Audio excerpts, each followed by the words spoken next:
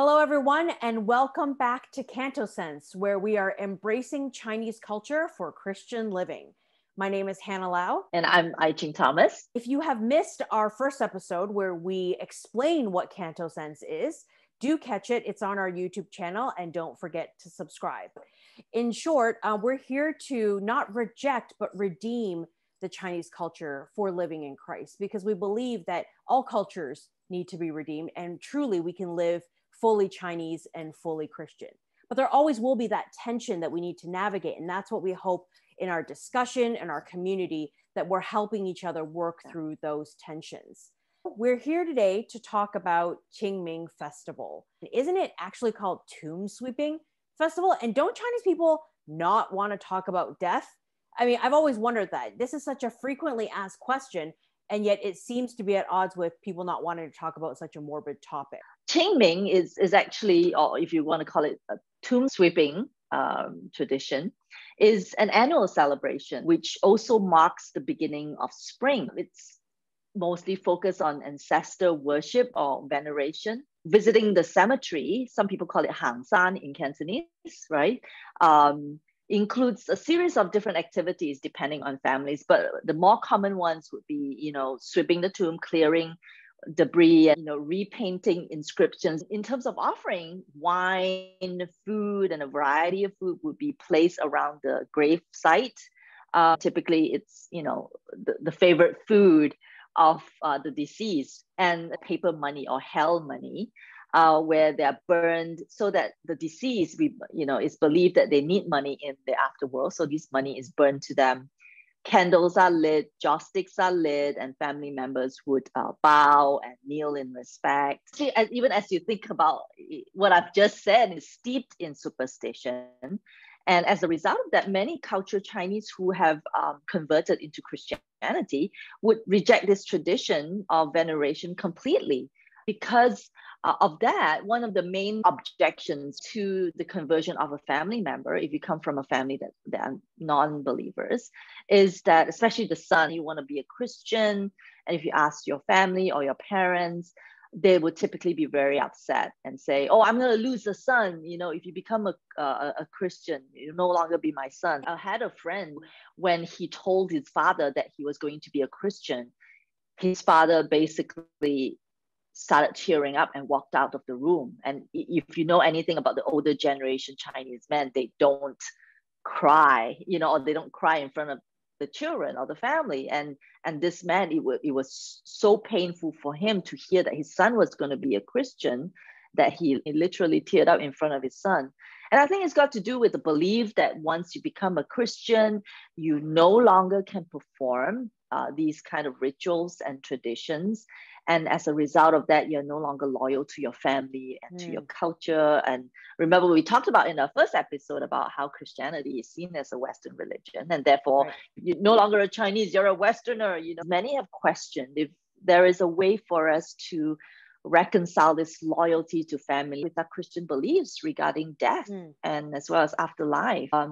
A friend said that she finds it very difficult to follow Jesus and become a Christian fully, because she cannot imagine her mom, who died a non-believer, would be in hell and she's going to be in heaven. And these are big questions that a lot of cultural Chinese ask. So even though culturally we don't want to talk about death, but because honoring ancestors is so big and so important, it trumps the aversion to talking about it. We talked a little bit about in the first episode that we shouldn't be lazy digging into the background of where these cultural rituals and traditions come from, because only by learning the root of it can we then figure out where the biblical stance is. I think a lot of people usually just want the shortcut and say, okay, can we celebrate QingMing or not? Yes or no? Just give it to me.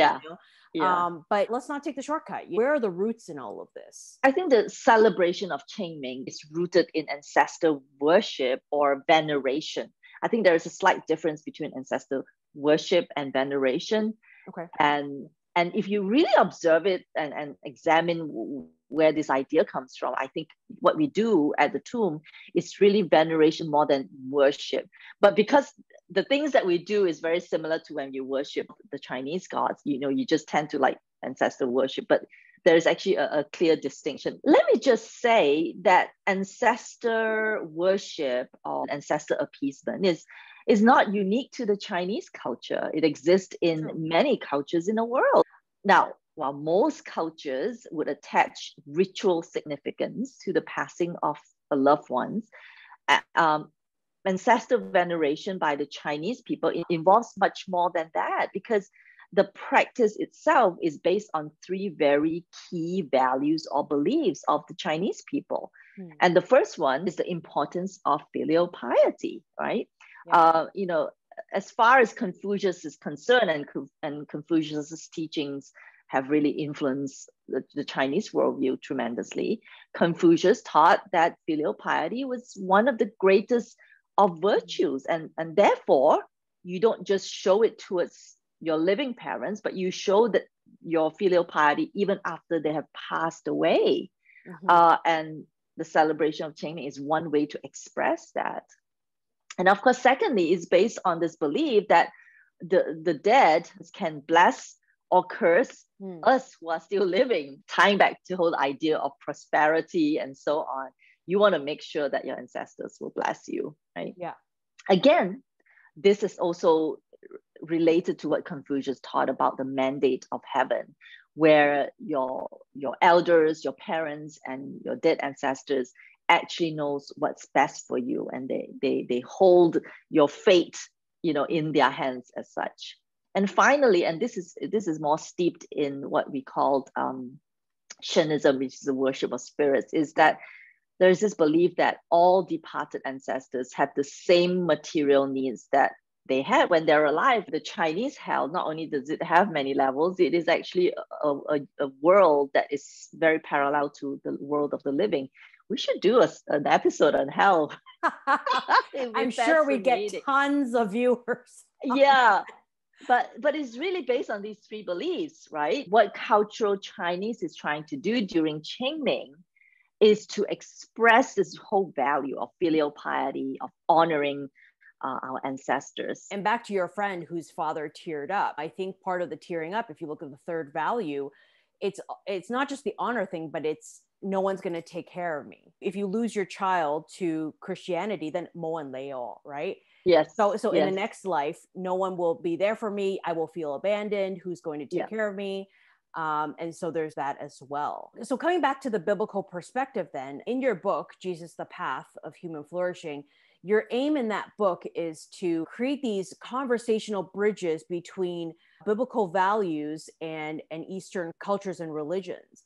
And so specifically for QingMing, what kind of conversational bridge could there be? There's definitely a lot of space for us to think about this and do something in terms of drawing a parallel, between the Chinese value of honoring our ancestors and filial piety to what scripture teaches. I mean, obviously the value of filial piety is biblical. The fifth commandment is about honoring our parents. It's important that family members who do not know Jesus recognize that Christianity actually takes honoring our parents and our ancestors in some ways very seriously. Jesus doesn't take away a child from his or her parents. In fact, following Jesus ought to make us better and more filial children. Well, and actually this year, Easter and QingMing falls on the same day. It's actually a really good conversation starter. I mean, this year it's on the same day. In future years, it'll still be very close in day. Even just sharing the Easter story through that, I think is one way to introduce that conversational bridge. Absolutely. So everything you talked about is so helpful and it's so freeing. I'm hoping it's freeing for people. Now we know we can celebrate it, but the question is, how do we then celebrate it? I mean, do you celebrate QingMing with your family? I think it's interesting that you asked the question with, that we, and say that we can. I think, yes, we can and we should, right? Because the fifth commandment is right. Is important. Then we should show honoring our parents, honoring our elders who've passed on. But typically when I do that with family, we go see my maternal grandmother's grave. And we clean, we do the weeding. Now, bearing in mind, we don't burn joss sticks, we don't burn candles. We will put flowers at the tomb. And we will actually stand around the tomb and we would all say a prayer to give thanks to God for her life. And then we would sometimes sing a hymn, just praising God. And after that, what we would do is, and this is the fun part, that we would proceed then to a restaurant and we would have a meal together. And typically what we try to do is we will have the kind of food that Papa loves to eat, and I remember when Papa was alive, she loves hot pot, or as we call it, steamboat, Right. you guys call it a forwar, right? We call Yeah. it tapino in Malaysia. And we would go eat tapino at a restaurant, and as we have our meal together, we would talk about some of those memorable moments with Papa, funny things that happen and so on. So these are some ways that in my family we come up with new rituals, to express and to live out this value of honoring the ones that we love who have passed on. I know of some families who, on the birthday of the grandmother who passed on, they would celebrate that birthday. They call it sangge. If you go to a lot of homes, they would have ancestor tablet, to remember those who passed on. They will put joss sticks and fruits and stuff. Now, we don't have to put joss sticks or fruits, but we can definitely have a photo. You can even put flowers on, in front of, not to offer to them, Right. but just to remember them, right? So there are many ways that we can be creative in living out this value, which serves as a witness to our non-believing friends that we're not abandoning or we're not rejecting the importance of being a filial child. In fact, we want to be better children, and we can express this value in different ways. What you just described is much more of a celebration of life, type of approach to it, which does still maintain that honor aspect. So yes, if you have ways that you've been celebrating, do share them with us, comment, message us, write to us. We would love to hear from you. Very closely with QingMing is linked all these ideas about funeral traditions. Stay tuned for our next episode. We will have a special guest joining us to talk about how we can celebrate and honor life. How do we maintain some of those Chinese traditions even while we are followers of Christ? Subscribe to our YouTube channel, follow us on social media, and as always, share with us your CantoSense. We don't want to reject the Chinese culture, but we want to redeem it for Christ.